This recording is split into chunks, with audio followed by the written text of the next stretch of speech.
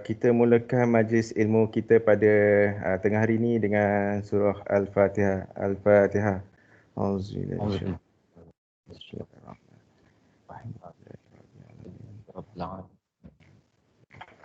Iyyaka na'budu wa iyyaka nasta'in. Shiratal ladzina an'amta 'alaihim. Yang berbahagia, Datin Rosita selaku Chief People Officer merangkap Uzma Recreational Club Advisor, Datuk-datuk, doktor-doktor, tuan-tuan dan puan-puan sekalian. Diingatkan bahawa majlis ilmu yang berlangsung pada ini dijangka sehingga 1:20 petang nanti. Kemudian diikuti dengan sesi soal jawab bersama Ustaz Akil. So, jadi soalan-soalan yang diterima melalui Microsoft Form kita akan ajukan terlebih dahulu. Kemudian kita akan buka ruangan sesi soal jawab di ruangan chatting ataupun anda boleh angkat tangan, button angkat tangan tu, kemudian anda boleh unmute mikrofon anda. Jadi jom kita kenal dulu ringkas Ustaz Kilhai. Ustaz Kilhai atau nama penuh Akil bin Haji Abdul Hai yang berasal dari Gopeng, Perak. Ustaz Akil Hai yang seperti mana yang mungkin anda semua tahu, dahulunya beliau merupakan salah seorang anggota kumpulan rock di Malaysia. Betul Ustaz? Ya, Masya Allah. Cerita Kini lama, cerita lama. cerita lama. Ya, kini beliau kini kini beliau lebih dikenali dengan lagu-lagu nasyid, ceramah agama Ya. disampaikan di seluruh negara.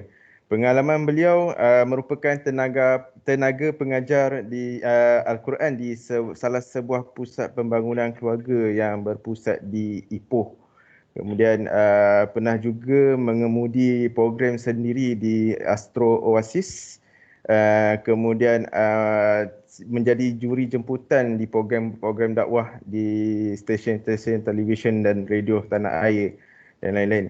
InsyaAllah pada tengah hari ini beliau akan menyampaikan tazkirah kita pada hari ini yang bertajuk Let's Back to Basic. Ustaz, saya Ya. agak tertarik dengan satu rasanya video klip ni last year punya.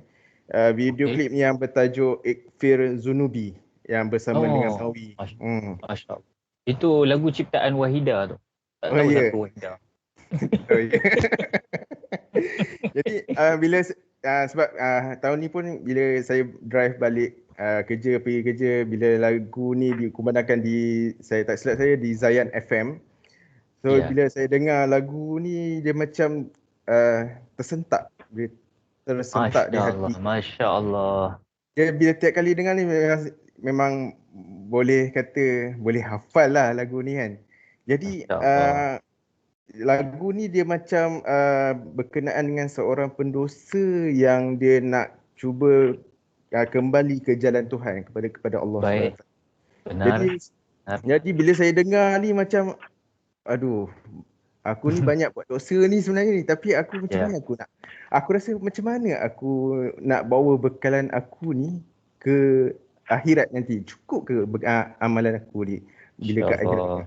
Jadi insya-Allah Subhanallah. Ustaz boleh kita silakan Ustaz Akhirai untuk kita punya tazkirah pada tengah hari insya-Allah. Afdal Ustaz. Baik. Terima kasih Al-Fadilatul Syekh Ustaz Muhammad. Panggil Ustaz Muhammad boleh Boleh juga. Kalam-kalam itu adalah satu doa Ustaz. Tambahan kita di dalam bulan yang Ramadan Al-Mubarak ini. Mudah-mudahan sebenarnya orang Melayu kita ni Ustaz bagi izinkan ada auzubillahi samil alim minasyaitanir rajim bismillahirrahmanirrahim.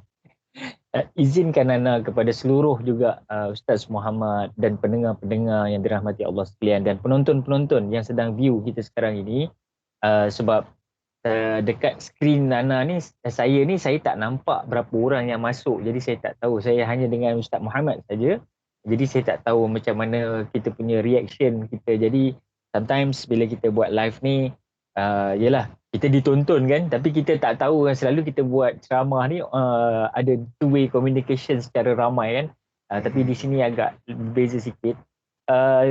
Juga kepada seluruh yang penonton-penonton tak kiralah peringkat daripada golongan Datuk Serinya, Tan Serinya, Datuknya, Datinnya, hinggalah ke golongan marhain, semuanya kita ini kali ini nampaknya kita di-reset oleh Allah Subhanahu Wa Taala untuk kali kedua.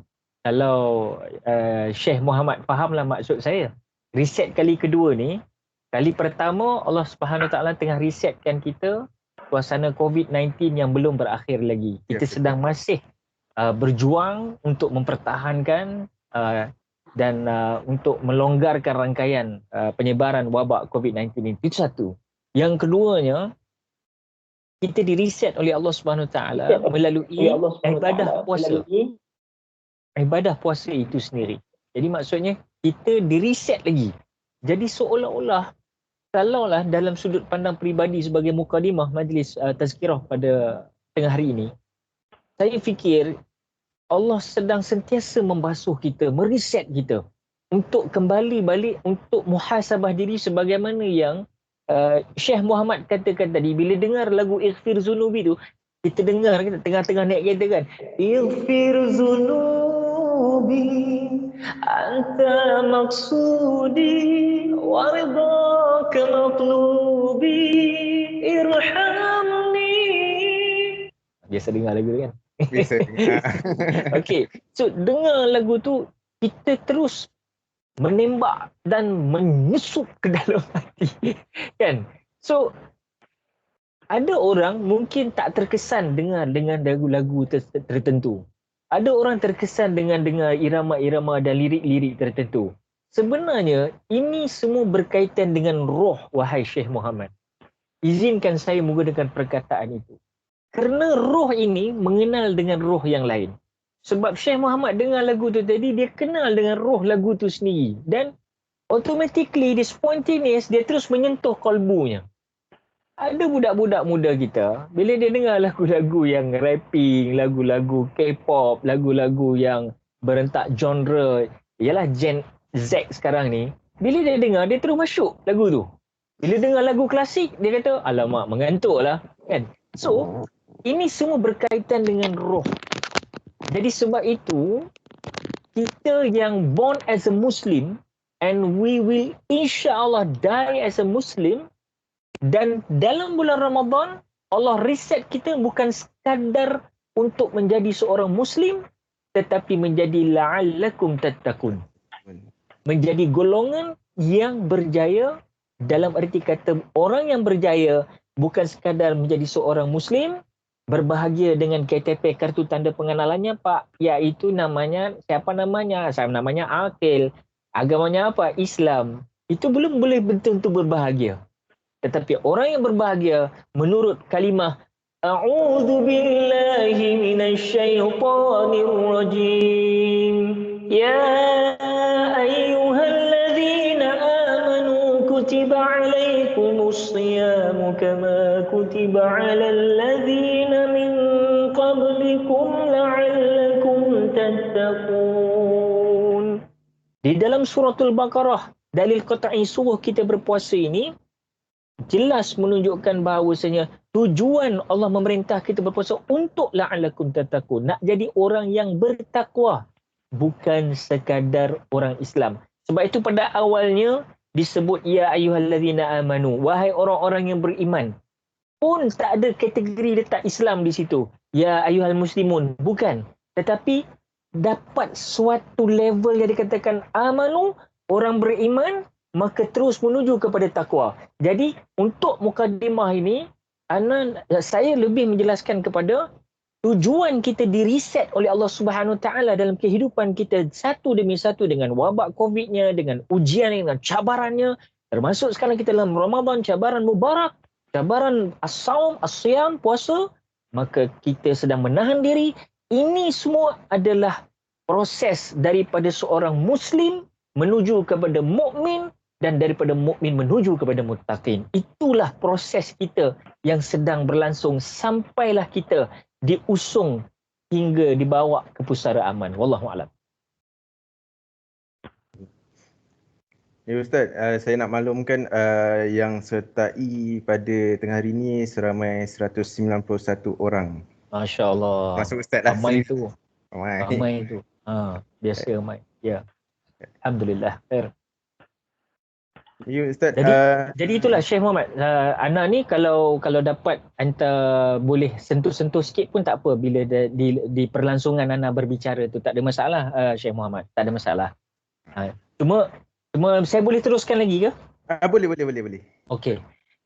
Baik, untuk kita reset diri ataupun senang kata program kita tengah hari ni adalah back to basic, kita katakan back to basic. So memang sebenarnya kadang-kadang Muhammad kita ni berfikir kadang jauh. Kita melihat bulan tu seolah-olah kita nak gapai. Tapi dalam waktu yang sama kita tak sedar bumi tempat kita berpijak menyimpan khazanah yang banyak. Jadi kita ni selalu berangan-angan begitu dan begini. Kita sering berteori di dalam sesuatu hal, tetapi kita gagal dalam membuat perlaksanaan teori-teori tersebut. So, inilah waktunya Allah mereset kita di dalam bulan Ramadan Al-Mubarak ini untuk kita balik back to basic sebenarnya. Ramadan itu sendiri mengajar kita who you are. Why God send you to this earth? Why? Mesti ada sebab. Sebab agama Islam adalah agama reason behind it. Agama yang sentiasa ada jawapan di sebalik setiap persoalan. Even though sometimes ada perkara yang tak boleh kita jawab. Tetapi dia merupakan perlakuan iman macam Isra' wal Mi'raj. Kita tak boleh nak fikir. Isra' wal Mi'raj tak boleh nak fikir. Macam contoh kita tengok Muhammad kita tengok macam kita minta maaf cakap terkentut. Ambil wuduk terkentut. Kan?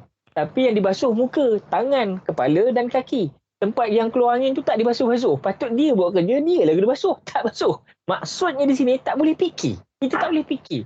Why? Nasib baik why kalau Zack terus tak berceramah lagi tak jadi why? Why? So sentiasa dalam keadaan bertanya. Itulah yang proses dilalui oleh para Nabi. Pertanyaan demi pertanyaan. Nabi Allah Ibrahim bertanya, dia tengok matahari. Inikah Tuhan? Dia tengok bintang cantik. Inikah Tuhan? Jadi proses itu terus bertanya. Dan itu juga related kepada kita, anak Adam kita, cucu-cucu Nabi Adam ini, sampailah ke zaman Nabi Muhammad SAW, kita sentiasa bertanya, kerana khazanah ilmu ni tidak akan habis. Sampailah bumi ni kiamat. Itulah pentingnya talabul ilmi faridatun ala kulli muslimin wal muslimat. Menuntut ilmu itu adalah merupakan kewajiban bagi seorang lelaki mukmin dan wanita yang mukminat. Jadi maksudnya di sini, nak menjadi apa pun atas dunia ni, wajib berilmu. Even kalau nak jadi seorang, minta maaf cakap, kalau orang yang melakukan dalam kancah kemaksiatan, dalam kancah melaksanakan sesuatu kejahatan pun, kalau dia tak ada ilmu, pasti gagal misi dia. Apatah lagi dalam kita nak mengerjakan sesuatu kebaikan, sudah tentu ada panduan-panduan dia. Nah, Allah mengirim Rasulullah SAW supaya kita dapat meniru Nabi. Dalam bahasa lain, ittiba'u sunnah. Kita tiru apa yang Nabi buat. Dan memang kita faham, dalam sunnah Nabi itu sendiri, ada sunnah yang memang sunnah kehidupan baginda Rasulullah, dan ada juga sunnah-sunnah yang memangnya kita wajib ikuti dan harus kita ikuti kerana itu amat bermanfaat untuk bagi kehidupan kita. Sebab Rasulullah tidak bercakap melalui hawa nafsu. Rasulullah hanya akan pasti bercakap melalui wahyu yang diturunkan oleh Allah Subhanahu Wa Taala. Baik, kita berbalik-balik. Kita dah tahu dah, kita hidup ni mesti ada panduan. Kalau saya pun nak pergi ke jalan raya, nak pergi ke mana-mana tempat ceramah, pastinya sekarang ni, zaman dulu tak ada Waze ni Muhammad. Macam mana lah orang dulu-dulu nak sampai ke tempat ceramah. You just imagine Dan saya melalui fasa itu. Datuk-datuk, datin-datin kita dalam ni pun yang orang sama umur mungkin dalam 50 years ke atas, mungkin akan melalui fasa ini dan mereka melihat sekarang ni Masya Allah. Gadget begitu banyak di hadapan mata sekarang. Nak apa tekan sahaja. Nak apa boleh. Kita nak beli barang pun tak payah nak keluar rumah dah sekarang. Nak pula kita tengah PKP ni, duduk kat rumah, barang sampai di depan pintu rumah. Melalui mungkin Lazadanya, Shopee-nya. Dan dulu tak terfikir benda-benda gini. Ini semua Allah mereset kita sebenarnya. Kita kena ambil hikmah dia. Dan baik, apa yang saya nak maksudkan dengan dulu kebejatan zaman teknologi. Sekarang kehebatan zaman teknologi. So kita kena manfaatkan tu, melihat kepada dan mengekali, walaupun kita dalam arus kemodenan sekarang ni, tapi kita kena ingat, jangan arus kemodenan ini menghanyutkan kita di dalam falsafah kita sebagai seorang mukmin muttaqin tadi. Arus kemodenan mesti diikuti dengan peranan usul, fiqh dan tasawuf. Ini 3 benda tak boleh tinggal. Back to basic. Kalau kita cerita pasal tajuk back to basic, itulah basic as a Muslim. You must know about usul, iaitu pentauhidan, kemudian fiqh, iaitu syariat, dan juga tasawuf, iaitu akhlak. 3 benda ni, kalau disepadukan, maka mudah-mudahan kita menjadi seorang bukan sekadar Muslim, tetapi mukmin yang muttaqin. Baik, kita balik. Ada orang rindu dalam bulan Ramadan ni. Tetapi, percaya tak Syekh Muhammad, yang pelik kalau orang rindu dengan bulan Ramadan tak kisah. Sahabat-sahabat Nabi 6 bulan sebelum masuk Ramadan berdoa nak jumpa Ramadan balik. Kan? Kita tak tahulah. Kan? Bila dengar Ramadan datang, hati pun girang. Mungkin baru kita rasa, dah masuk Ramadan rupanya. Tak sedar pun nak masuk Ramadan. Kan? Tapi, sahabat-sahabat Ridwanullah alaihim ajma'in 6 bulan dah terkesima nak tunggu Ramadan. Dan kita sekarang berada di dalam bulan itu. Bagaimana perasaan kita? Macam mana mood kita? So, yang saya nak sebut di sini, ada orang yang rindu dengan kedatangan bulan Ramadan. Tapi yang lebih istimewa daripada itu adalah bulan Ramadan itu sendiri merindui insan-insan yang terpilih ini. Allahu Akbar. Yang ini deep lah ni Syekh Muhammad. Ya? Ramadan tu sendiri merindui mereka-mereka yang sentiasa. Kerana apa? Orang kalau dia duduk dalam satu tempat, contohlah kita datang bertamu, pergi rumah orang. Kalau orang ni orang yang baik, akhlaknya baik, orang yang jenis orang kata perilakunya, kepribadiannya, penyantunannya tinggi. Of course bila orang ni dia balik, dia meninggalkan kesan kepada tuan rumah. Tuan rumah terfikir, anak siapa lah tu? Anak siapa lah ni? Pasal apa? Kesan daripada positif aura yang dia bawa. Begitulah juga bila seseorang berduduk dalam bulan Ramadan, dia benar-benar menghirup udara segar dan nikmat anugerah Allah di dalam apa yang kehebatan yang Allah limpahkan di dalam bulan Ramadan itu, maka bila keluar nanti di bulan Ramadan, pastinya Ramadan itu akan ingat bersama dia. Ini yang maksud kita tadi, ada orang yang rindu dalam bulan Ramadan, tetapi yang lebih teristimewa daripada itu ialah orang yang Ramadan itu merindui dirinya. So reset diri kita balik, back to basic balik. Mengapa Ramadan tak merindui aku? Mengapa pula aku ni rasa tak selesa pula bila Ramadan datang? Jadi kita kena back to basic balik. Sedangkan Ramadan itu adalah merupakan fasa rukun Islam yang ketiga. Bila sebut rukun, kalau tak ada kerukunan ini, maka jatuhlah segala apa yang kita bina. Jadi rukun ini wajib. Mengapa ia menjadi kewajipan? Kerana ia pastinya ada sebab musabab di sebalik, reason behind it. Dan inilah yang dikatakan bahawa saya nak masuk lagi dalam walaupun Ustaz Syekh Muhammad kata jangan deep sangat, tapi saya rasa okey Syekh Muhammad ya. Masih dalam surface dia kan? Masih surface lagi, masih horizon ni. Okey, insya-Allah. Baik. So, kita beginilah. Kita ni di atas pentas dunia Dalam pentas dunia ni, semua orang akan ada melalui rasa gembira. Semua akan ada rasa sedih. Ada merasa sekarang ni keluar perkataan depression, anxiety disorder, bipolar disorder, mental illness.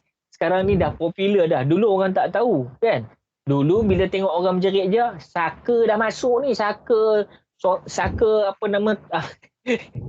mak betong dah masuk dalam ni. Katakan mak betong. Jadi seolah-olah itu permainan orang Melayu kita dulu. Kita tak dapat detect pun penyakit mental illness ni. Tapi sekarang apabila kita back to basic balik, untuk kita dapat mengenal diri kita balik, rupa-rupanya benar.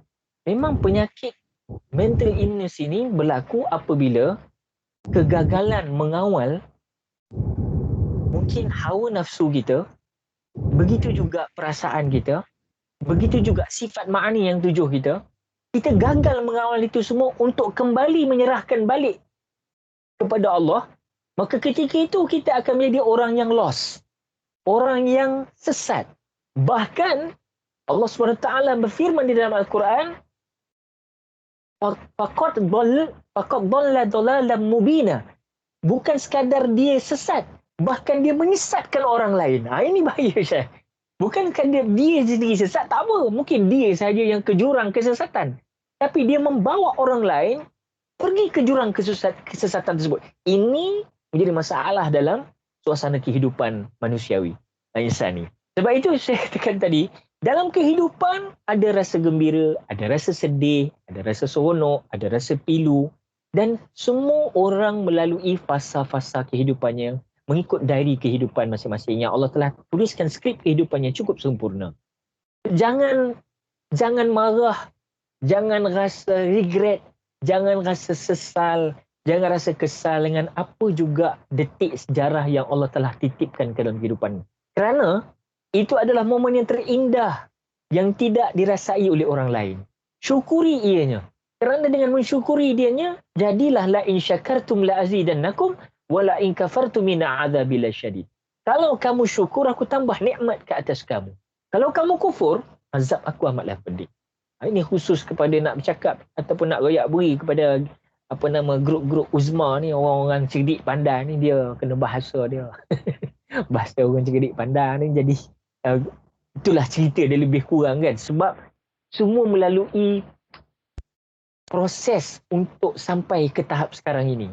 Kalau tengok Uzma sendiri pun kan, nak mengekalkan nama Uzma tu sendiri, saya rasa Syekh Muhammad faham sendirilah perjalanan daripada awal sampai sekarang ya. Mungkin banyak benda-benda yang kita rentasi, yang kadang tak tergambar di fikiran kita. Alhamdulillah, Uzma masih berdiri kekal, teguh sekarang ini. Alhamdulillah, syukur wa syukurillah. Baik, kita kembali balik. Maksud saya, yang ada rasa sedih, gembira, pilu dan sebagainya, tak terkecuali semua ini, semuanya sebenarnya pasti akan sirna. Semuanya akan sirna. Syekh Muhammad percaya kan, kita semalam mungkin kita pernah menangis. Tapi hari ini, mungkin kita adalah orang yang tertawa. Mungkin juga hari ini kita orang yang tertawa. Belum tentu besok kita akan terus ketawa. Mungkin kita akan menangis. Dengan suasana-suasana cabaran yang mendatang, ujian-ujian yang mendatang. Kerana kehidupan ini Allah Ta'ala kata, Allazi khalaqal mauta wal hayata liyabluwakum ayyukum ahsanu amala. Aku jadikan mati dan hidup ini adalah sebagai ujian ke atas kamu untuk aku melihat siapa yang lebih baik amalannya, bukan banyak amalannya. Macam kita lah hari ni sekarang kan, orang nak pulun solat tarawih kan. Orang nak pulun solat tarawih. Orang nak pulun solat witir. Tapi dalam waktu yang sama, bila habis bulan Ramadan, di masjid, surau dan musola, lengang balik. Maksudnya di sini, adakah Tuhan yang kita sembah sewaktu di bulan Ramadan yang kita pulun nak solat tarawih ini, Tuhan yang lain dengan Tuhan di luar bulan Ramadan? Reset diri masing-masing. Back to basic balik. Ibadah itu sebenarnya bukan hanya kerana bulan Ramadan itu. Bulan Ramadan tu datang atas dasar momen yang Allah bagi keberkatan bulan tu. Memang itulah kita nak kena rengkuh, kita kena ambil, kita kena rebut ruang dan peluang itu. Tapi ingat, jangan jadi hamba Ramadan. Ada orang jadi hamba Ramadan. Saya mengingatkan diri saya. Masuk Ramadan dia pulun gila. Sampai dia kata sampai tercungap-cungap, rasa nak muntah tengah sembahyang. Yalah, makan pula buka puasa, apa yang tak ada kita makan, kita luap masuk segala-gala. Tapi bila dah masuk sembahyang, bayangkan 8 rakaat, 20 rakaat, turun bangkit, tak pernah buat macam tu punya exercise. Memang nak muntah lah babe, cakap you kan. Tapi nak cerita kan, begitulah sekali anjakan ataupun culture shock yang berlaku bila sementara masuk bulan Ramadan. Habis bulan Ramadan, berlalu begitu saja. Berlalulah sudah Ramadan. Betul lah kata Anwar Zain. Berlalu sudah Ramadan tu, maka tak ada lagi rasa keheningan dalam bulan Ramadan tu. Sedangkan yang kita nak dapat dalam bulan Ramadan ni, keheningan batin kita tu.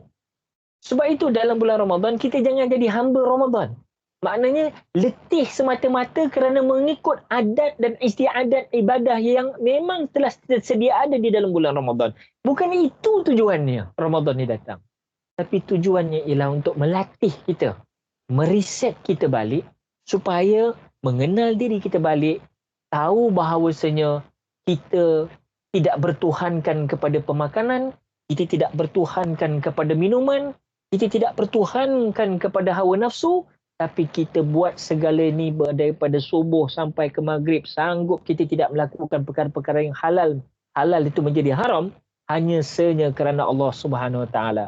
Sabit itulah hadis qudsi menyatakan Allah amat menyanjung orang-orang yang berpuasa ini. Kerana apa? Orang berpuasa sekaligus dia boleh mengelak dari melakukan maksiat. Betul tak betul, Syekh Muhammad?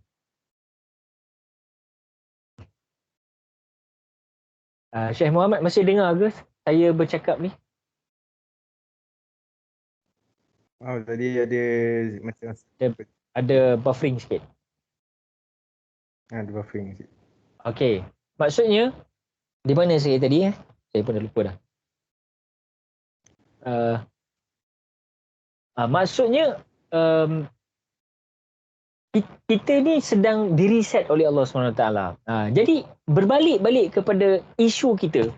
Yang saya nak sampaikan ialah, semuanya bersifat sementara. Ramadan ni, dia adalah datang, bulan yang datang bertamu. Kau tak minta dia datang pun, dia pasti datang. Maknanya kita pasti kena menyediakan, menyiap siagakan diri kita masing-masing dengan kehadiran Ramadan, kerana dia ibarat begini ya, Syekh Muhammad dan rakan-rakan sekalian. Ada satu ladang yang besar. Dan ladang yang besar ni mempunyai buah-buahan, sayur-sayuran, tanam-tanaman yang cukup hebat, yang cukup mekar, yang cukup segar bugar. Maka tuan punya tanah kedaun, tuan tanah kedaun dia kata, okey Muhammad, silakan masuk ke dalam. Masya Allah. Ana bagi anda 1 bulan saja, anda ambillah apa yang anda nak ambil. Kita pun Masya Allah dalam sebulan tu, ini luah ni. Memang sejauh sesayup mata memandang ni. Kebun ladang ni. Nak kutip semua tu. Kutip, bawa api keluar.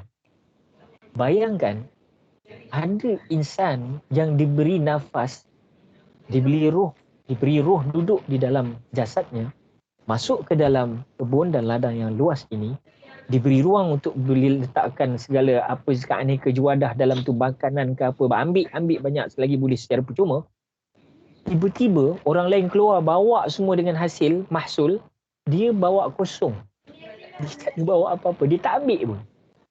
Ini adalah orang yang merugi dan jelas bahawasanya ini sama dengan apa yang hadis Sayyidina Jibril datang mendatangi Rasulullah ketika Rasulullah nak naik ke mimbar untuk berkhutbah. Maka ketika itu Jibril datang. Jibril datang menyatakan 3 perkara, mendoakan 3 perkara. Rasulullah membalas kata Jibril dengan 3 doa, 3 amin. Iaitu antaranya salah satu doa yang diaminkan oleh Rasulullah SAW ialah apabila Jibril menyatakan, rugilah orang-orang yang dipilih oleh Allah SWT untuk masuk ke dalam bulan Ramadan, tetapi dosanya tidak diampuni oleh Allah SWT. Itu yang dikatakan tadi, seumpama analoginya, umpama kita masuk merentas suatu kawasan yang diizinkan oleh seseorang punya orang kaya ini, ambillah segala hasil-hasil apa yang ada dalam ni, aku bagi kat engkau orang semua, pulang pada kau nak ambil, aku tak tax, aku tak apa, kau ambil je. Memang bagi percuma insya-Allah. Dan ini juga anugerah Allah yang turun cukup banyak di dalam bulan Ramadan, tetapi kita gagal untuk mengambilnya. Maka dia menjadi orang yang rugi, sehingga Rasulullah kata kepada Jibril, amin ya Jibril. Benar ya Jibril. Ya. Jadi maksudnya, marilah sama-sama kita ni Ramadan tak berapa lama lagi pun akan sirna, akan menghilang. Dan akan timbullah hari raya. Bahkan kadang-kadang kita ke komplek membeli belah, lagu Ramadan tak keluar, lagu raya pula yang keluar. Seolah-olah kita ni nak menghalau tetamu yang sedang datang. Kan? Ibarat macam itulah ya Syekh Muhammad. Ya. Kita ni tetamu datang, tiba-tiba kita saja buat Allah air pula tak ada rumah aku ni. Allah, kipeh pula, elektrik pula tak ada ni. Jadi tetamu yang datang tu dia dengar macam tu dia rasa Allah tak selesa ni. Tuan rumah pun tak selesa, aku datang ni mengganggu dia. Belah. So begitu juga bulan Ramadan. Jangan kita halau bulan istimewa ini dengan perkara-perkara macam tu. InsyaAllah. Ada soalan apa-apa ke Syekh Muhammad sambil-sambil kita berterusan ini? Just bagi tahu je, just bagi tahu saja. Jadi saya nak masuk, okey. Tak apa, Ustaz boleh teruskan. Nanti saya ada Ustaz bagi sini untuk soalan. Baik. Mungkin soalan ni ada saya dapat soalan ni mungkin bukan berkaitan dengan kita punya topik, mungkin lain lah, tapi tak apa. Tak ada masalah, insyaAllah. Saya mampu jawab, saya jawab, insyaAllah. Baik, ya. Baik, semuanya bersifat sementara. Macam kata lagu lah. Wahai manusia, jangan engkau tertipu daya oleh dunia yang fana, sebagai tempat ujian bagi kita. Dunia sementara, akhirat selama-lamanya. Orang kaya mati, orang miskin mati, raja-raja mati, rakyat biasa mati. Semua pergi menghadapi ilahi. Dunia yang dicari takkan dibawa pergi. Itu kata lagu lah, kan? Jadi dalam lagu tu terkesan kepada kita. Memang betul kadang-kadang kita cari dunia ni sampai kita lupa hakikat akhirat. Tempat yang kekal selama-lamanya. Dunia ni hanyalah sebagai ladang. Ladang untuk kita bercucuk tanam. Kalau buah racun yang kau tanam, maka racunlah yang kita dapat di yaumil mahsyar. Kalau buah madu yang kita tanam, maka madu manis-manisanlah yang kita dapat nanti di alam kekal sana. Fikir-fikirkan. So kita balik-balik. Sebab dunia ni sifatnya sementara. Sedih sementara. Rasa seronok sementara. Rasa bahagia sementara. Rasa derita sementara. Semuanya Allah tidak kekalkan kepada kita. Kerana Allah ingin mengajar kepada kita, engkau itu sementara. Yang kekal aku. Korang sementara. So apa yang kita banggakan dengan perkara-perkara yang baru? Kita adalah bukan bersifat qadim. Kita bersifat makhluk. Allah itu khalik. Kita makhluk. Allah itu maliki yaumiddin. Kita yang bakal diadili. Allah itu Rabbun. Kita marbubun. Yang bakal diadili. Apa yang special sangat mengenai kita ni? Tak ada special apa. Yang specialnya apa?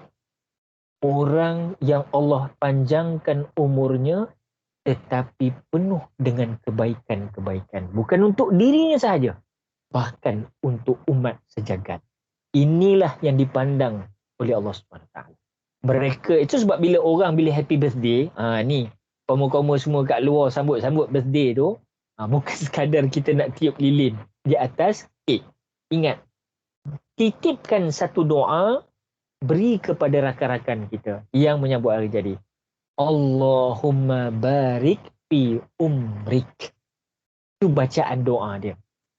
Ya Allah, ya Tuhanku, berkatilah umurnya. Perkataan berkat tu penting. Cuba tengok kita nak makan pun Allah barik lana fima razaqtana wa qina azabannar. Berkat, berkat, berkat. Berkat-berkat inilah yang kita minta. Berkat ini menurunkan rahmat. Sebab itu, kalimah istimewa bagi umat Islam apabila pagi-pagi lagi kita jumpa member kat office, Assalamualaikum warahmatullahi wabarakatuh. Dua kalimat tu keluar. Salam sejahtera ke atas kamu, ada Assalamualaikum warahmatullahi rahmat wabarakatuh. Berkat. Tak lari. So, Islam mengajar yang itu.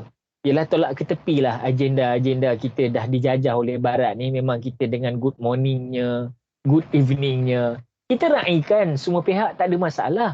Tapi jangan lupa roots kita. Back to basic. Itu tajuk kita kan Muhammad kan? So back to basic. Jangan lupa akar umbi kita. Jangan lupa bahawa you born as a Muslim. You kena bersyukur dengan apa yang ada Rasulullah bawa kepada kita. Dan kita perlu teladani Rasulullah SAW. Dan antaranya ialah mengucapkan salam. Hari ini perkataan salam itu sendiri sekarang ini pun menjadi bualan netizen. Even perkataan kalimah Allah menjadi bualan kata, menjadi viral. Bolehkah dipakai oleh orang bukan Islam? Tak bolehkah dipakai? Itu menjadi isu. Nampak tak? Sebab bagi saya, kalau saya memandang secara positif ya, saya nampak gini bagaimana seseorang itu nak mengenal Islam dalam keadaan dia sendiri tak boleh nak react dengan apa yang kita buat. Nak sebut Allah pun tak boleh. Dia begini kalau seseorang itu, sebab itu dalam hukum memberi salam, dia ada hukum. Di zaman Rasulullah SAW, ada sahabat-sahabat yang bagi salam, maka Nabi mengatakan, wajib jawab salam. Bila Rasulullah mengatakan, Assalamualaikum, maka kita menjawab, Waalaikumsalam warahmatullahi wabarakatuh waridwanu. Adalah panjang lagi salam tu. Tapi yang saya nak bicara ni begini. Nak tunjuk kata, seseorang memberi salam kepada kamu, wajib untuk kamu membalasnya. Maka, Assalamualaikum warahmatullahi wabarakatuh, kita membalas Waalaikumsalam warahmatullahi wabarakatuh. Itu yang terbaik. Tetapi di saat itu, ada juga puak-puak yang memberi salam kepada Nabi dengan niat memperlekeh, mempermainkan kalimah itu.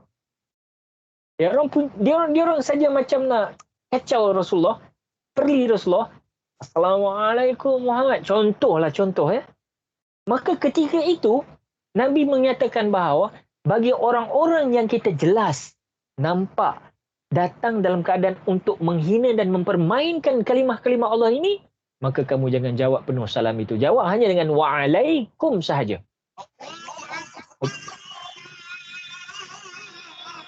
Minta maaf. Okay, minta maaf ya. Alright. Kembali balik. So, dalam satu suasana yang lain pula, ada masyarakat jahiliah Arab ketika itu yang bagi salam pada Nabi dengan niat mempermainkan. Ketika itu Nabi kata wa'alaikum dan ke atas kamu balik. Nampak tak? So Nabi masih meraihkan mereka. Nabi masih menjawab. Tapi jawapan macam mana? Bahkan dalam satu hadis yang lain, sehingga dikabarkan bahawa disebut dengan ucapan wa'alaikumussalam. Wa'alaikumussalam maksudnya, dan seolah-olah kembali ke atas kamu macam mati. Tu. Bukanlah maksud melaknat mereka balik. Tapi seolah-olah keras kembali balik kepada mereka. Begitulah. Jadi, bagi saya Islam ni penuh dengan panduan. Sebenarnya ini yang back to basic yang kita kena belajar balik. Hikmah-hikmah di sebalik peradaban dan penyantunan Islam itu sama ada hanya pada diri sendiri atau kepada orang lain. Semuanya cantik. Pastinya ada hikmah yang terbaik. Pasti ada reason di sebalik itu. Jadi, balik-balik kepada cerita kita. Saya nak menyatakan bahawa kita sementara atas dunia ni. Dan kita akan pulang kembali kepada Allah. Macam kita sekarang lah. Kita berlapar ni sementara. Ya, kalaulah kata puasa ni banyak orang akan terkesan dengan lapar lah. Lapar, dahaga. Of course lah. Apatah lagi orang yang hebat bekerja tengah panas. Kita tengok Masya Allah. Macam mana ya dia puasa berbeza dengan kita duduk dalam aircon ni. Subhanallah. Kadang-kadang kita terfikir kan. Masih rahmat Allah tu turun lagi bagi kita. Walaupun sedang kita berpuasa. Ada orang yang lebih teruk lagi berpuasa dekat luar sana. Saya nak bagi tahu. Semuanya sementara. Sekejap lagi. Bila masuk aja azan. Maghrib. Allah.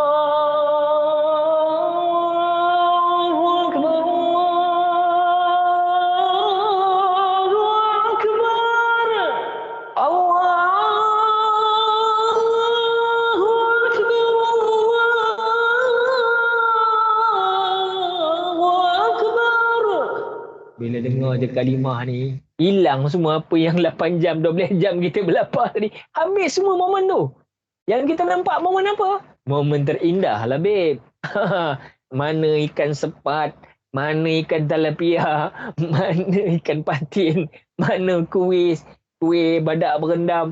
Yang ini yang dikatakan dua kegembiraan bagi orang yang sedang berpuasa. Waktu dia berbuka puasa dan waktu esok Allah nak bagi gaji pahala. Sebab solat, kalau semayang seorang dapat pahala 1. Semayang berjemaah, gandaannya 25 atau 27 dalam hadis-hadis tertentu. Tapi bukan puasa. Puasa ni Allah yang simpan. Ini dalam kata hadis Qudsi yang saya pada awal tadi saya katakan bahawa Puasa ni hebat. Dia mencegah orang melakukan maksiat secara total, secara tuntas. Of course dia tak akan buat maksiat. Dia tak minum, dia tak makan, dia tak berzina, dia tak minum buat-buat kerja-kerja yang haram-haram, dia tak buat sebab dia tahu. Kalau aku buat benda ni pun, apa gunanya aku berpuasa, berlapar dan dahaga? Maka ini yang dapat ilal ju' wal atash dalam hadis kata. Mendapat lapar dan dahaga. Ramai yang berpuasa tetapi hanya dapat lapar dan dahaga. Jadi kita tahu yang tu. So back to basic, fahami hakikat puasa itu sendiri. Adalah asyam ataupun as-saum, menahan diri.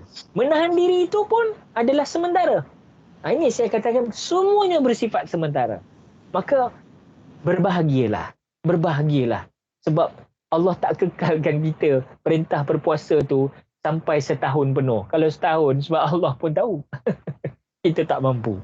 Jadi dibuatnya beberapa jam sahaja. Macam solat juga. Nabi Muhammad SAW turun naik minta pada Allah sampai 5 daripada 50. Sebab Allah tahu kita tak mampu. Dan kita tak mampu. Memang kita tak mampu. Yang 5 tu pun Masya Allah.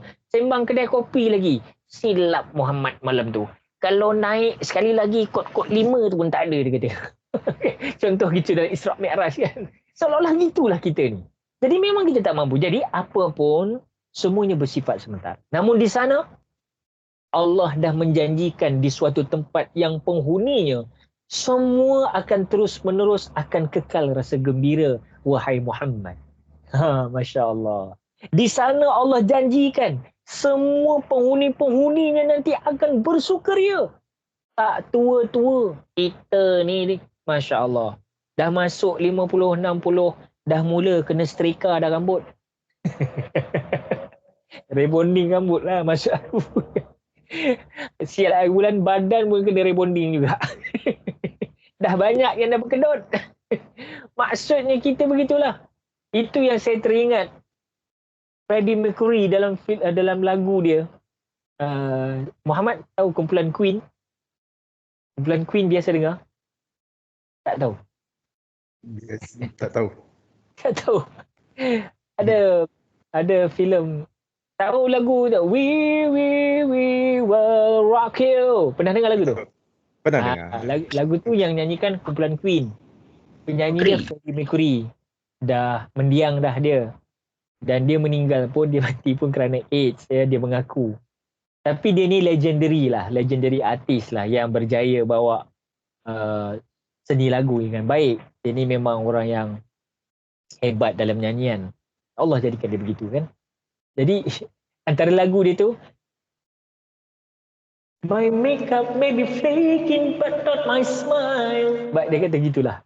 Dia kata makeup aku ni, mana dia makin tua, dia tahu makin sakit. Makeup orang sakit ni, dia kalau tak makeup macam mana pun, dia akan nampak dia punya tak flawless dia kan. Dia akan jadi melt. Dia akan jadi dull gitu kan. So, dia bagi tahu dalam bait lagu dia, walaupun makeup aku luntur, tetapi not my smile. Bukan senyuman aku. Ini kan sunnah Nabi ni kan. Sunnah Nabi tu. Dekat Ipoh baru ni saya balik ni, Muhammad. Dan insyaAllah pada teman-teman semua nanti boleh rujuk dekat YouTube. Type Projek Panggung dengan izin. Saya minta izin. Projek Panggung ni adalah pentas kesenian di Perak. Pusat karyawan. Baru-baru ni saya ada buat 4 lagu. Dan yang nak ceritanya bukan apa. Waktu saya buat pembikinan dalam live konsert tu, saya jumpa balik kawan lama saya, gitaris kumpulan SYJ, Sofia. Dia dengar tahu kan? So antaranya gitaris ni gitaris yang bukan yang original awal lah, gitaris Sofia atau SYJ.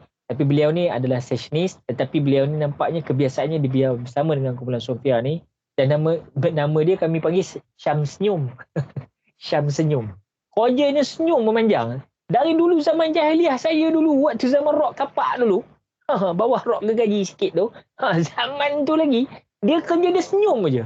Dia jumpa orang senyum. Jadi baru-baru ni saya jumpa dia balik, saya cakap, Syam, engkau tahu tak? Engkau ni antara seorang pengamal sunnah Nabi yang tegar tu. Orang lain susah nak dapat sunnah macam ni. Dia pun kata, apa? Tak betul. Apa dia? Engkau sampai orang panggil nama engkau Syam Senyum.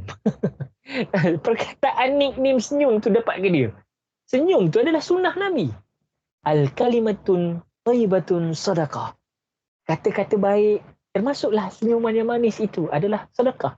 Jadi begitu sekali nak cerita back to basic. Kita cerita benda-benda besar. Benda kecil kita tak buat kan. Tapi kawan kita jadi contoh pada kita balik. Cermin diri pada kita balik. Kita sendiri pun jarang nak senyum. Masya Allah. Ada rakan-rakan kita yang mampu senyum 24 jam. Alhamdulillah. Baik. Kita balik-balik ya Muhammad. Ada satu tempat nanti Allah akan bagi rasa gembira. Allah terus istiqomahkan rasa sukaria. Allah akan bagikan kita tak tua-tua. Tak payah nak setrika-setrika dah badan tu dah. Memang dah cantik dah. Kau akan muda. Yang perempuannya ibarat anak dara dikatakan 15 hingga 18 tahun. Memang tak tua-tua lah babe. Yang laki-lakinya dikatakan mungkin dalam 20, 30-an begitulah. Yang dikatakan mature sangat tu sekarang. Semuanya kekal begitu. Abadan abadah. Selama-lamanya. Dunia ni sementara je. Tak percaya korang buka YouTube. Korang tengoklah pelakon-pelakon, aktor-aktor, aktris-aktris Hollywood, Bollywood yang dulunya 30 tahun dulu, tengok sekarang 30 tahun sekarang macam mana dia orang. Kita tengok tu, Masya Allah. Ya, dia ni. Hanya ya, kata orang Perak. Jadi begitulah keadaan kita melihat Allah nak bagi tahu pada kita tak kekal. Kecantikan kamu tak kekal. Yang kekal apa? Keimanan. Ilmu. Sebab itu Saidina Ali kata, ilmu, harta, kalau dibagi pada aku ambil ilmu. Sebab kalau aku ambil harta aku bagi pada orang, habis. Tapi ilmu, kalau aku bagi pada orang, ilmu aku juga akan bertambah. Kalau aku ambil harta, aku kena jaga harta ni. Tapi kalau aku ambil ilmu, ilmu tu menjaga aku. Cantik ayat. Cantik. Kan? Kita masalah kita tak ada guidance ni. Kita tak ada guide. Kita tak ada guardians yang betul. Penjaga yang kita betul. Sebab itu kita gagal mengawal hawa nafsu kita. Sebab itu puasa itu adalah perisai. Balik kepada puasa. Itu namanya asyam, as-saum. Menahan diri. Menahan diri itu sebagai perisai. Allah nak reset kita. Nak bagi kita perisai yang terbaik. Sebab itu bila kita tak makan, tak minum, hawa nafsu kita tak menggelojak naik. Bila tak mengelojak naik, dia tak begitu eager, tak begitu terkesima nak buat sesuatu benda mengarah kepada memuaskan hawa nafsu. Sebab itu dilemahkan kita tu. Baik, orang tanya, Ustaz, betul ke syaitan dibelenggu? Syaitan dibelenggu bukan maksud syaitan tak ada. Syaitan dilemahkan oleh Allah SWT. Kalau misal kata tak ada, geng plastik hitam banyak juga aku tengok dalam bulan Ramadan ni. Geng plastik hitam. So, maknanya ada yang gagal mengawal hawa nafsu dia. So, ini kita kena faham bahawa segalanya sementara. Yang kekal nanti ialah mereka yang berjaya membuat tas-tas atas kehidupan dunia sementara ini. Mereka inilah yang Allah akan letakkan nanti bersukaria, bergembira dan tak ada duka dan tak ada tua-tua besok di dalam syurga Allah Subhanahu wa ta'ala. Ini yang sebenar-benarnya yang Allah nak berikan anugerah dan hadiah kepada mereka yang benar-benar menjunjung titah perintah yang Rasulullah pesan kepada kita melalui Al-Quran dan juga sunnah Nabi SAW. Maka bersabarlah. Bersabarlah kita semua dalam menjalani ibadah puasa ini dan dalam nak raih redha Allah SWT dan rasa yang akan kekal selama-lamanya sudah tentu nanti di sana, bukan di dunia. Itu sebab saya katakan, siapa-siapa yang tengah depression sekarang ni, suasana COVID menghimpit jiwa kita. Dengan keadaan ekonomi yang tak menentu, dengan keadaan politik yang tak menentu, dengan keadaan persekitaran yang kita yang tak menentu, dalam keadaan kesihatan kita yang tidak menentu, bersabarlah. Kerana itu semua sementara. Ambillah yang kekal. Pandulah yang kekal. Sebab itulah, kita nak cerita bab puasa ni back to basic. Bukan cerita pasal tak boleh makan. Bukan cerita pasal tak boleh minum. Bukan cerita pasal tak boleh bersenggama suami dan isteri waktu siang hari. Bukan. Tapi kita nak bicara mengenai apa yang kamu bisikkan di dalam hati ketika sedang kamu berpuasa. Itu yang sebenarnya kita nak sembang. Sembang jangan bikin bimbang. Kita nak sembang, di mana hakikat puasa? Bukan soal tak makan, bukan soal tak minum, tapi soal bagaimana puasa itu mendidik rohani kita. Mendidik dalaman kita, hati kita. Kerana hati itu yang kau akan bawa di luar bulan Ramadan nanti. Hati itulah yang akan kau bawa, yang akan kau telek, yang akan kau bercakap dengan dia. Ketika di hadapan orang ramai, ketika dalam duduk bersendirian. Hati itulah yang kau tidak akan berpisah dengan. Maka hati inilah sebenarnya yang sedang kita koreksi di dalam bulan Ramadan. Sebab itu kita semak balik. Semak balik bab tingkatan puasa kita ni. Antara yang terbaik ialah sebenarnya kita nak buka rahsia puasa sebenarnya. Dan tak semua orang dapat benda ini. Saya yakin tak semua orang. Tapi saya yakin kalau mereka berjuang sungguh-sungguh, Allah akan mempermudahkan mereka. Apa dia? Orang yang paling hebat dapat makam puasa ni ialah secara bahasa mudahnya Syekh Muhammad dan rakan-rakan penonton ialah siang dia asyam, dia menahan diri. Okey, siang dia menahan diri. Tapi pada waktu malam, di saat orang lain tidur, letih, lemah, cover waktu siang tadi puasa letih, malam dia orang tidur. Tapi orang yang juga siang tadi berpuasa lemah, letih, berlapar, berdahaga. Tapi pada waktu malam dia bangun. Di saat orang lain tidak tahu. Dia bangun di waktu malam. Dia merintih kepada Allah. Sehingga Rasulullah menyatakan kepada Aisyah. Aisyah bertanya kepada Rasulullah, "Ya Rasul, andainya aku bertemu dengan malam Lailatul Qadar, apakah ungkapan dan ucapan yang terbaik yang aku perlu ucapkan kepada Allah Subhanahu wa taala?" Maka kata Rasulullah sallallahu alaihi wasallam, "Ya Aisyah, kau ucapkanlah, Allahumma innaka afuwun karimun tuhibbul afwa fa'fu anni." Itu doa dia. Maksudnya orang yang benar-benar dapat dikatakan makam asyam, as-saum, menahan diri, membersihkan diri, yang sebenar-benar kena reset di bulan Ramadan ni siapa dia? Orangnya siangnya benar-benar dia menjunjung perintah, rukun-rukun, syarat-syarat dan wajib puasa ini, dia buat semua itu, yang makruh-makruh dia jaga semua, dan pada waktu malam pula dia bangun qiyam. Dan walaupun malam itu halal baginya untuk membuat perkara yang telah diharamkan di waktu siang, tapi dia tetap beristiqamah untuk membersihkan jiwa dia dengan qiyam malam, dengan Qurannya, dengan munajatnya kepada Allah. Dan inilah orang yang hebat yang saya nak maksudkan tadi, orang yang berjaya mendapat rahsia hakikat Ramadan.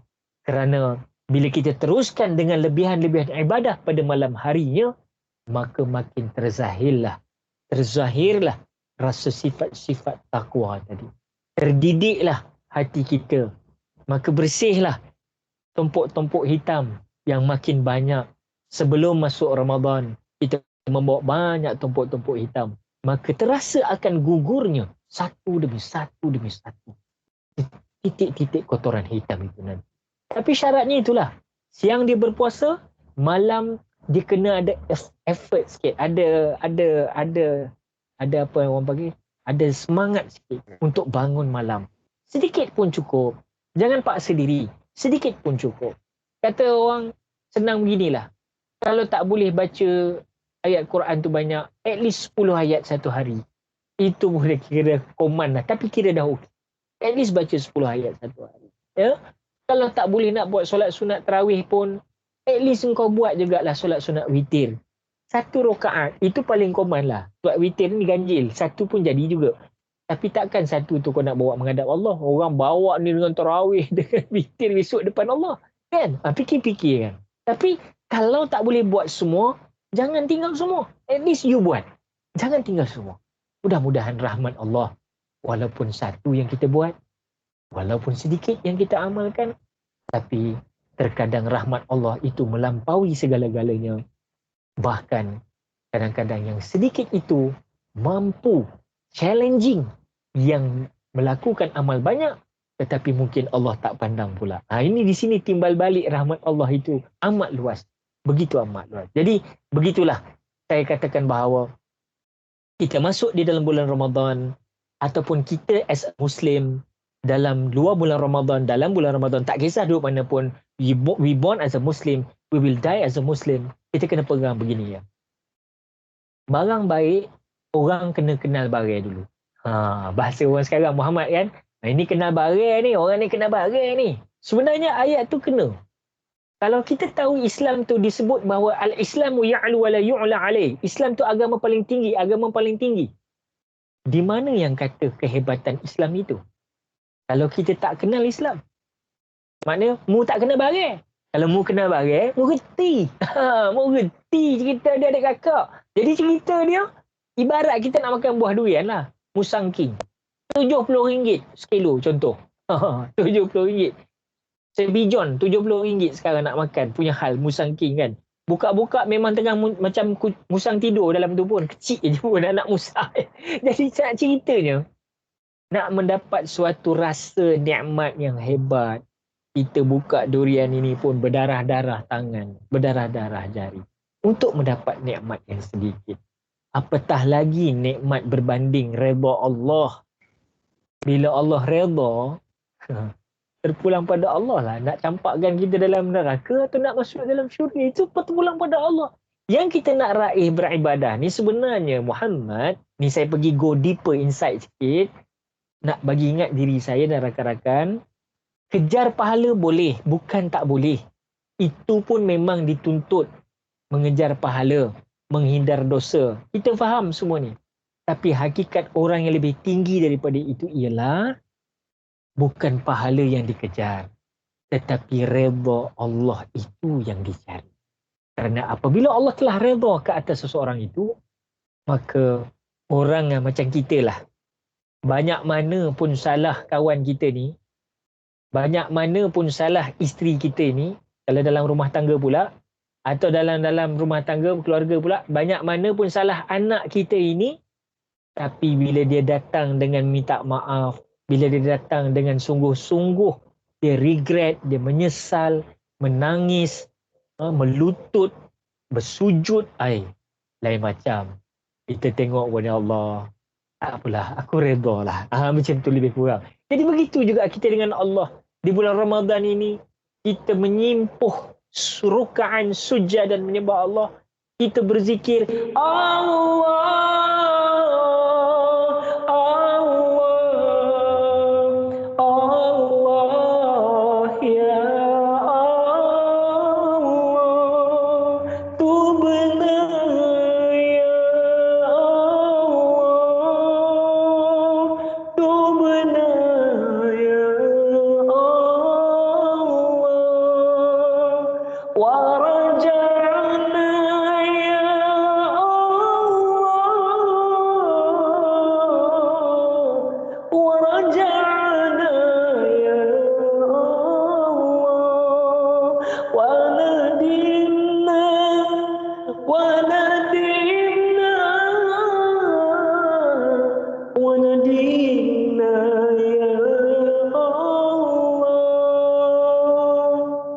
benar ya Allah, kami bertaubat kepada Engkau ya Allah.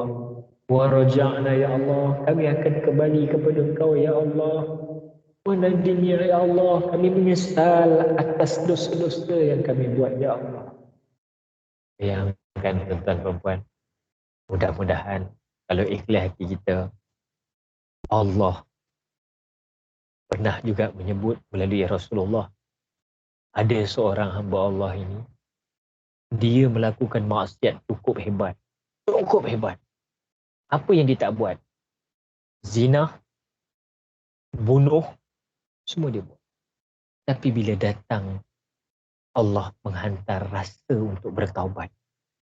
Dia pergi ke pintu Masjid Madinah ketika itu. Tapi tak sempat nak masuk tu dia meraung, tuan-tuan. Dia meraung. Akhirnya apa berlaku? Datang Saidina Abu Bakar, datang Saidina Umar, Mengapa engkau teruk macam ni, wahai sahabat, menangis teruk-teruk menjerit-jerit? Kawan sahabat yang meronta-ronta di depan Masjid Nabawi tadi kata, aku menangis kerana aku takut aku tidak diampunkan dosa aku oleh Allah Subhanahu Wa Taala.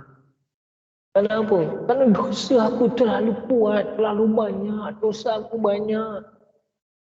Ini bukan kadang-kadang, ini bukan jarang-jarang, ini banyak-banyak. Sampai dia rasa gelap dah. Yalah, macam mungkin ada juga penonton-penonton kita, kok ada rasa macam tu lah ya, di luar sana tu, menonton video kita hari ni. Mungkin dia penuh dengan maksiat, ya. Sebab memang pun kita semua sang pendosa, sama je kita ni. Kalau Allah buka aib kita, tak berceramah aku. Tak berjalan kita atas muka bumi Allah, malu kita. Tapi Allah dengan rahmatnya Allah lindung kita, tuan-tuan. Syukur banyak-banyak. Begitu sekali Allah sayang pada kita supaya kita muhasabah diri kita. Baliklah. Begitu banyak dosa kau buat pada aku, tetap aku tidak buka kepada umum. Aku tutup ianya. Tapi kau hargailah. Macam itulah ibarat Allah kata. Kan? Ini yang saya nak katakan, tuan-tuan. Sahabat tadi menangis. Dia kata dah tak ada jalan. Aku dah tak ada jalan dah ni. Memang teruk aku ni dah. Habislah dosa aku terlalu banyak. Terlalu banyak dosa aku ni. Akhirnya apa berlaku? Sayyidina Abu Bakar As-Siddiq tak boleh redakan dia. Sayyidina Umar tak boleh redakan kegelisahan dia. Panggil siapa? Panggillah Rasulullah sallallahu alaihi wasallam. Panggil Rasulullah. Rasulullah sallallahu alaihi wasallam pun datang. Rasulullah datang, dia tengok apa masalah dia ni, sahabat kita ni. Maka ya Rasulullah, dosa aku banyak ya Rasulullah. Sahabat sekalian, satu punchline yang cukup hebat yang Nabi bagi kepada sahabat yang mengaku dosanya terlalu banyak ni. Dia kata apa? Nabi kata apa? Dosa engkau ni banyak ni, agak-agak ada tak besar Masjid Madinah ni? Ya Rasulullah, besar lagi daripada ni. Ada tak sebesar alam ni? Besar lagi. Ada tak sebesar langit ni? Besar lagi. Aku penuh dosa ni. Memang tak boleh ni. Last Nabi kata apa? Dosa engkau besarkah atau pengampunan Allah ke atas dosa engkau lebih besar daripada segala-galanya? Terus turn down. Terus turn down, tuan-tuan perempuan. Maknanya sahabat kita tadi tu, daripada keadaan temperature dia menyatakan bahawa dia dah tak ada jalan dah untuk dia meraih mendapat pengampunan Allah Subhanahu Taala. Bila Rasulullah kata, dosa engkau besarkah atau pengampunan Allah lebih besar dari segala-galanya? Selesai masalah. Terus sejuk kawan tu. Begitu juga dalam satu keadaan lain, kalau kita nak reflectkan back to basic, bila seseorang nak, ada zaman Nabi dulu, sahabat ni dia temperature tengah naik, dia nak pergi berzina. Dia nak berzina, dia pergi jumpa Nabi dulu. Oh, teruk sahabat kita ni. Kan, dia nak jumpa Nabi dulu. Dia jumpa Nabi, dia kata apa? Dia kata, ya Rasulullah, azinni bizina. Izinkan aku untuk berzina. Gila soalan ni. Nabi kalih tempat lain. Dia pergi kejar Nabi lagi. Ya Rasulullah, azinni bizina. Izinkan aku berzina. Nabi kalih tempat lain. Dah sampai 3 kali. Ni saya nak bagi tahu, Nabi bagi punchline. Punchline apa Nabi bagi? Nabi kata, baik, macam inilah ya akhi. Kau ada mak tak? Ya Rasulullah, saya ada mak. Kau ada isteri tak? Ya Rasulullah, saya ada isteri. Kau ada anak perempuan tak? Saya ada anak perempuan. Kau suka tak kalau mak engkau kena berzina dengan orang? Tak suka ya Rasulullah. Kau suka tak kalau isteri engkau berzina dengan orang lain? Pasti tak suka ya Rasulullah. Kau suka tak anak dagang kau berzina dengan orang lain? Pastilah tak suka ya Rasulullah. Kalau ibu engkau sendiri kau tak suka orang dizinahi, kalau isteri engkau sendiri tak suka orang zinahi, engkau sendiri tak suka anak perempuan kau dizinahi oleh orang lain, begitu juga ibu, isteri dan anak orang lain juga tak nak berzina. Tak mau orang berzina dengan orang lain. Jadi di sini punchline Nabi ya, untuk kepada kita muhasabah, bahawasanya cara Nabi berdepan dengan suasana-suasana yang berlaku ketika itu. Baik, insyaAllah, anda rasa setakat itu sedikit sebanyak perkongsian kita, mudah-mudahan mungkin kita boleh teruskan kepada Syekh Muhammad. Silakan. Ustaz, kita ada 2 orang persoalan dan satu ada kira kita langsamkannya ada 3 soalan lah. So soalan untuk yang daripada Hakim, dia tanyakan 2 soalan. Bagaimana hendak mendapatkan kemanisan Ramadan di siang hari apabila diri ini sibuk dengan kerja dan hal-hal duniawi? Ada tips tak? Tu soalan pertama, Ustaz. Soalan yang kedua, bagaimana kita hendak merasakan perubahan diri kita ni yang betul-betul berubah ke arah apa yang Allah suka? Perlukan perubahan harus melalui fasa paksa diri dulu baru jadi biasa. Itu untuk 2 soalan yang untuk daripada Hakim. So satu soalan daripada Cik Zul. Zul ya. Okey. Soalannya Anda rasa kita simpan dulu yang Cik Zul ya. Kita ambil Cik Hakim. Kita ambil Cik Hakim dulu ya. Okey, yang pertama tadi rasanya bagaimana nak mengekali rasa kemanisan Ramadan waktu siang hari, kan? Dengan sibuk kerja dengan hal-hal duniawi. Ada tips tak? Baik, sebenarnya memang Ramadan ni saya pernah bagi tazkirah baru ni sebelum masuk Ramadan di satu tempat. Saya teringat saya ada ketika itu saya terkalam satu ayat yang mana Allah izinkan keluar ayat tu. Apa dia? Ayat tu ialah bagaimana dalam hidup kita ni kita nak mentransformkan kalau dengan izin bahasa, transformkan kelazatan dan kenikmatan melakukan maksiat. Cuba kita nak transformkan bagaimana nak jadikan kelazatan dan kenikmatan melakukan maksiat itu kita tukar menjadi kelazatan dan kenikmatan dalam melakukan ibadah. Itu dia jawapan dia sebenarnya. Maksudnya, sahabat kita tadi nak bertanya bagaimana nak dapat kemanisan waktu siang Ramadan dengan kerjanya begitu begini. Itu belum cerita orang kerja-kerja dekat tempat panas tu, kan? Belum cerita polis-polis kena jaga PKP lagi dengan bawah payung, kadang hujan ribut semua. Belum lagi orang-orang yang peniaga-peniaga kuih-kuih berterabur semua dengan ribut viral baru-baru ni. Kalau kita tengok tak sanggup nak tengok, tak boleh tahan nak tengok. Jadi maksudnya di sini, bagaimana semua kita ini nak dapat kemanisan itu. Ini perlukan kepada proses. Dia tak boleh tiba-tiba je. Itu saya katakan tadi. Seseorang yang nak bersolat, sebenarnya faedah yang terbaik ialah solat sebelum pergi ke tempat bersolat. Itu sebenarnya. Baru kamu senang mendapat khusyuk. Kalau kamu nak bersolat, orang nak start solat baru kamu rasa nak bersolat, kemungkinan besar kamu gagal untuk mendapat kekhusyukan itu dengan baik. Tapi insya-Allah, kalau sebelum solat kamu dah bersihkan diri, ini dalam konteks solat Kalau sebelum solat kamu dah bersihkan diri, kamu dah tak mungkin tak mengadu domba hal orang, tak suka gosip, tak suka viral benda-benda yang merapu-merapu, tak suka buat benda yang lara, tak suka buat benda yang hulu melampau-melampau, insya-Allah bila kamu pergi ke tempat ikat sejadah, insya-Allah kamu tak jadi apa kejadah. Kamu akan jadi orang yang fokus, kamu akan jadi orang yang insya-Allah Allah bimbing rohani kamu dengan khusyuk sebab kamu dah bersih. Kamu bersih sebelum dibersihkan. Jadi senanglah masuk. Orang bersih, masuk tempat bersih, tak ada masalah. Yang jadi masalah, orang kotor, pergi ke tempat bersih, jadi masalah. Samalah macam Ramadan datang. Waktu siang ni, ini sebenarnya memang kena kita lalui. Untuk sahabat tadi, Ridwan, memang kita kena lalui proses ni. Inilah proses penyucian dan pembersihan.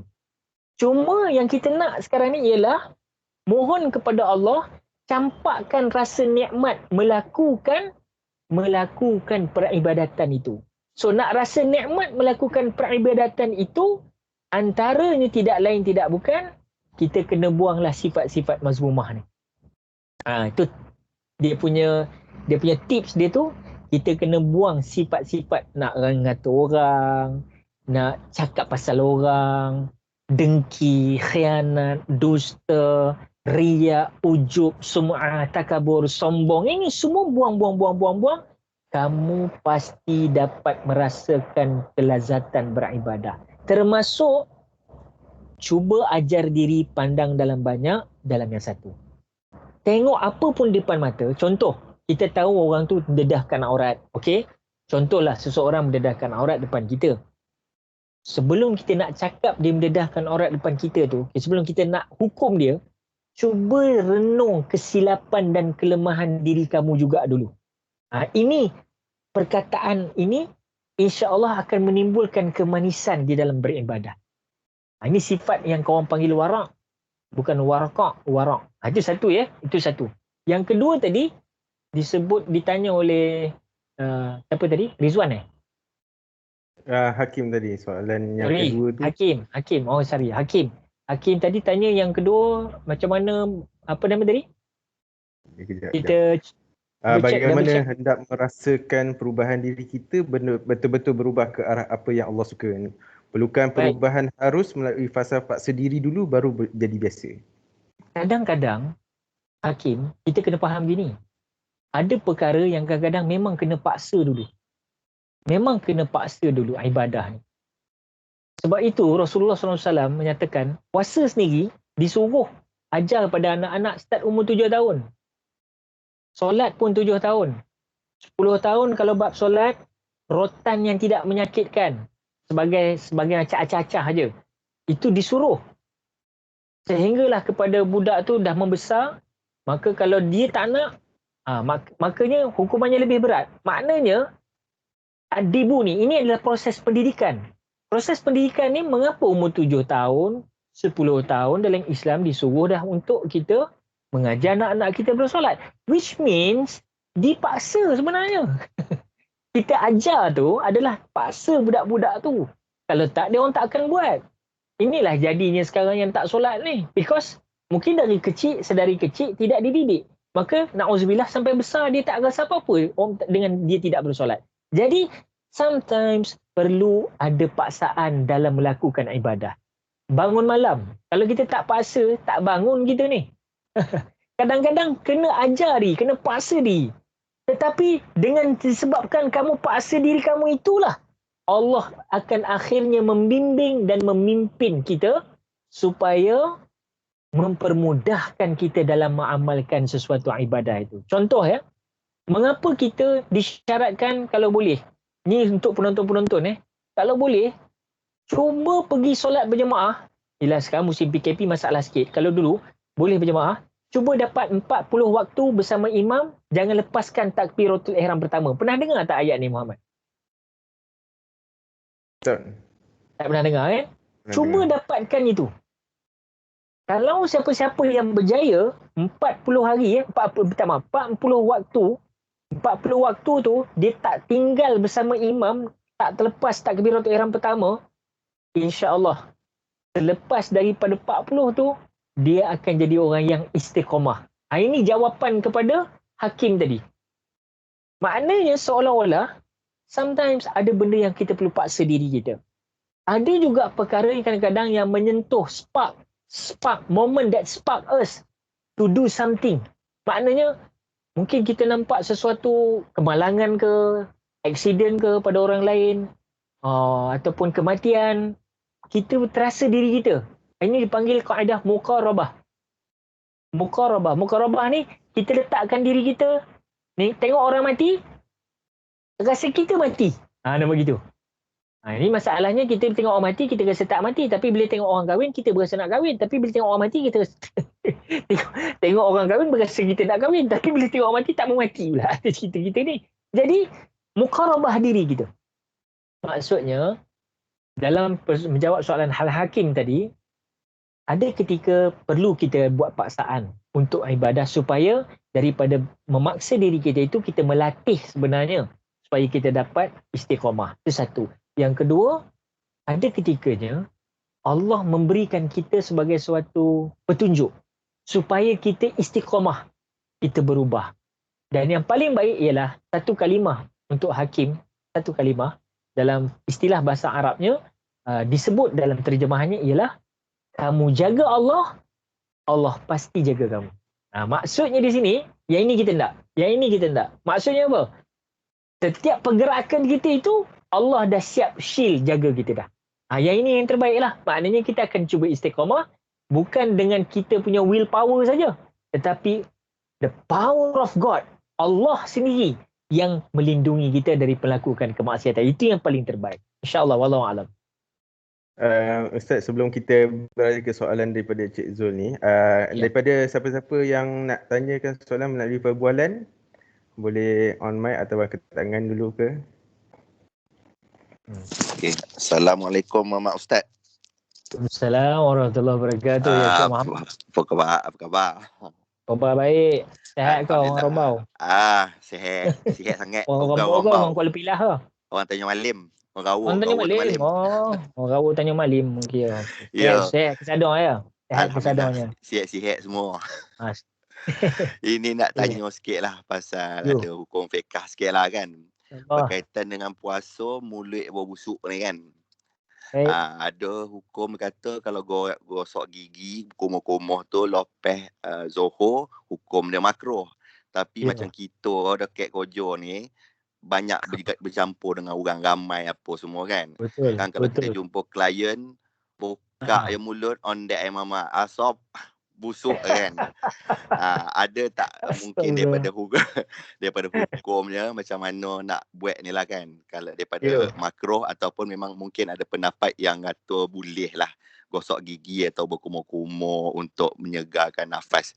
Scan tu je lah Mamak. Terima kasih banyak. Assalamualaikum. Soalan power. Waalaikumsalam warahmatullahi wabarakatuh. Encik Muhammad Baik. Memanglah. Dia dalam satu hadis kita kena faham bahawasanya bau busuk mulut orang-orang yang berpuasa itu nanti di yaumil mahsyar dan di dalam syurga nanti Allah gantikan dengan bau misk. Misk ni apa maksud dia? Misk tu adalah kasturi. Kasturi ni banyak orang jual minyak atar kasturi kan. Kasturi ni kalau korang pakai minyak atar, kasturi ni jangan pakai. Kalau pakai dia potong yang lain, bau-bau yang lain. Sebab itu kasturi biang yang terakhir. Kalau nak pakai minyak atar, pakai yang bukan jenis base kasturi. Kasturi ni dia kuat. Sebab itu dia related dengan hadis-hadis Nabi. Nabi suka pakai misk, kasturi. Jadi sehingga kan dikatakan, kabarkan, bau mulut orang berpuasa itu Allah balaskan balik nanti dengan bau misk, bau kasturi nanti di dalam jannah. Masya Allah. Memang bau mulut ketika berpuasa itu adalah normal. Tapi bau mulut tu juga menyebabkan kita rasa tak yakin bila berhadapan dengan masyarakat. Apatah lagi yang bukan non-Muslim, biasalah. Kita ni biasanya kita boleh bawa Listerine, kita boleh bawa kita punya toothpaste, toothbrush semua kita kalau boleh dalam tempat kerja, kalau waktu tak bukan bulan berpuasa. Tapi di dalam bulan Ramadan ni macam mana? Baik. Dalam kaedah kita ni, kaedah dalam bulan Ramadan ini memang disebut dalam kaedah syarak kita tak boleh melanggar syarak tu. Kalau boleh lah. Apa cara dia? Pertama, yang paling terbaik kalau boleh selepas gelincir matahari zuhur, kalau boleh jangan menggosok gigi. Kalau boleh jangan gosok gigi dah. Ni pada penggosok-penggosok gigi lah yang pakai Colgate apa semua tu. Kalau boleh gelincir matahari zuhur je kita stop. Sebab itu yang paling terbaik ialah menggosok gigi waktu bila? Waktu selepas sahur. Nak solat subuh tadi. Itu. Tapi setengah-setengah tu mungkin dia nak pergi kerja baru nak gosok gigi. Tak ada masalah. Selagi sebelum lepas waktu gelincir matahari tengah tu, maknanya di situ boleh lagi. Tapi yang dikira makruh itu apabila selepas daripada gelincir matahari lepas zuhur. Itu satu. Baik. Ustaz, bagaimana dengan keadaan orang pakai siwak? Ada kan orang sembahyang kan? Orang-orang tabligh ke orang apa dia pakai siwak. Siwak tu berbeza. Sebab siwak ni dia kita pakai tu berkala macam tu. Berus gigi ni dia punya toothpaste tu dia ada freshness, dia punya pudina dia kan, ada daun pudina, dia ada rasa macam-macam, ada strawberry lah, sekarang macam-macam lah. Jadi itu yang nak mengelak, sebab itu makruh. Jadi kalau boleh elak. Dan kita sebenarnya memang puasa ni bertujuan untuk kita minta maaf cakap kepada Cik Muhammad tadi, orang apa nama Tanya Malim, puasa ni memang suruh kita berletih-letih dan berbusuk-busuk. Sebab kita tak boleh elak bau tu. Betul tak Cik Muhammad? Kita tak boleh elak bau tu. Kau buat macam mana pun, bau tu datang disebabkan bukan kerana kita tak gosok gigi sahaja, tetapi disebabkan kita berlapar tu. Kita minum pun tak, makan pun tak, kekeringan tu menyebabkan mulut kita jadi berbau. So itu kita tidak boleh elak. Cuma mungkinlah orang tak faham. Bagi yang non-Muslim dia tak faham lah. Tapi setelah mungkin media sekarang banyak cerita pasal the fasting ni menyebabkan mulut berbau kan, contoh gitu. Mungkin orang akan dapat faham, oh yes, that's why Cik Muhammad lagi tu mulut dia tak bau. Sekarang ni bulan Ramadan bau pula. Jadi maknanya dia faham dah. So kaedah yang paling baik ialah menjunjung titah perintah sunnah kita. Yang pertama sekali, boleh kita cuci berkumur-kumur. Tapi tak boleh sampai lebih 3 kali pula dalam bulan Ramadan ni. Kalau kita ambil wuduk contoh waktu zuhur, boleh tapi 3 kali aja. Jangan hulu melebih-lebih. Asar sekarang nak sembahyang, boleh kita ambil kumur-kumur 3 kali. Boleh, tak ada masalah. Tapi jangan berlebih-lebih. Sebab bau tu tetap akan wujud. Lagi dekat petang nak iftar, lagi kuat bau. Dan bau dia tu bukan bau yang kadang-kadang, dia memang bau tu khusus untuk orang-orang yang berpuasa. Jadi jangan sukar, jangan sugul, jangan rasa susah hati. Semua melalui proses itu sebenarnya. Yang penting, you all gosok gigi pun waktu pagi ataupun tengah hari, dia tetap akan ada rasa bauan tu juga. Pasti. Jadi tak boleh kita elak. Cuma cara kita tu nak bagi tahu kat orang tu, takkan kita nak bagi tahu pula. Memanglah sebab aku tak. Tapi cuma kita boleh bagi tahu lah, aku ni tak makan, tak minum. Jadi kami ni kering. So memanglah akan jadi panas, jadi bahang. Jadi kami punya wap ni bila kami bercakap ni, sorry lah, minta maaf lah ya. Jadi harap-harap dia orang faham lah. Tapi bagi kita umat Islam, setiap apa yang kita tanggung ini, dan pastinya Allah dah janjikan, Allah menggantikannya dengan bau kasturi nanti di sana, di hari yang kekal abadi insyaAllah. So ada bakteria dan ada pula yang plak pada gigi lah dan mukosa mulut ni semua ni, kalau boleh kita ikhtiar macam biasa, kita bersihkan sebelum gelincir matahari kan. Kemudian kita bersihkan mulut dengan betul-betul. Kemudian kalau boleh ni bagi orang yang ni menampung air liur banyak ni, bulan puasa ni suka tampung air liur, sebenarnya boleh je ludah kan, tak payah simpan air liur tu. Sampai nak jawab salam pun tak boleh. Assalamualaikum ji. Apa teruk sangat lagi, rupanya dia penuh kantung. Keluarkan aja, tak kisah kan. Kemudian masalah kesihatan bukan yang terjadi di mulut, misalnya ada juga yang kadang-kadang di bahagian-bahagian lain. Jadi mungkin itu juga punca untuk datang bau-bau kurang enak. Tapi saya lebih menjawab soalan Cik Muhammad tadi, memang akan ada satu bau yang khusus bagi mereka yang berpuasa ini. Jadi jangan sukar, jangan rasa terhina, sebab itu adalah bagi kita kemuliaan bagi seorang yang berpuasa. Tapi jangan pula kita pergi tadah, Mat mari sini, ini kemuliaan bulan Ramadan. Bukan itu cara dia. Jadi faham ya, insya-Allah. Buat aja apa yang dikatakan dalam sunnah tadi, sebelum gelincir matahari boleh cuci, boleh bersihkan. Baik. Wallahu a'lam. Rasanya sebenarnya kita dah kesuntukan masa, Ustaz. Benar. Benar. Jadi rasanya yang untuk nak bertanyakan soalan daripada Cik Zul, saya rasa mungkin tak sempat. Sebab kita dah kesuntukan terlalu, kita dah kesuntukan masa, Ustaz. Dah perdua dah rupanya ya. Dah rupanya, Ustaz. Ya Allah. Ingat, kata tadi 1.20. Sebenarnya saya dah lama tak jumpa Ustaz. So, last saya jumpa Ustaz pada tahun 2007 kat Sabak Menam. Jadi itu yang agak macam teruja. Jadi saya yang Tok Zul minta maaf banyak-banyak, kita tak dapat nak ajukan soalan pada Ustaz, kita dah kesuntukan masa. Tapi Ustaz, saya ada permintaan daripada kita ada dapat permintaan daripada Datin Rosita.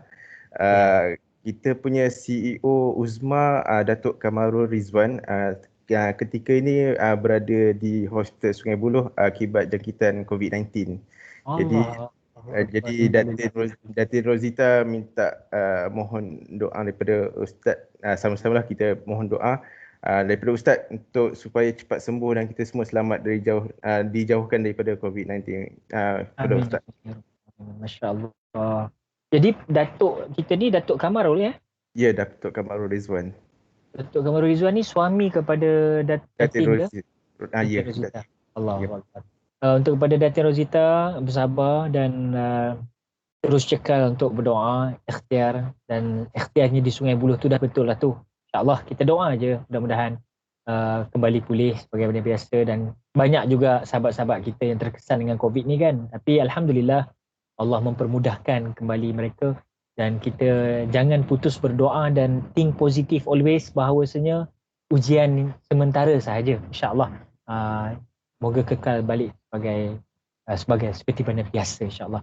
Mari sama-sama kita mohon dalam waktu yang baik ini di bulan Ramadan, mudah-mudahan Allah mengangkat segala wabak ini, dan bagi yang terkena itu merupakan suatu imbalan pengampunan dosa-dosa dan mengangkat martabat mereka lebih tinggi daripada kita berbanding dengan kita semua ini ya. InsyaAllah mudah-mudahan Allah mengampunkan dosa mereka dan mengangkat martabat mereka. Marilah sama-sama kita menadah tangan insyaAllah. A'udzubillahi minasyaitonirrajim. Bismillahirrahmanirrahim. Alhamdulillah.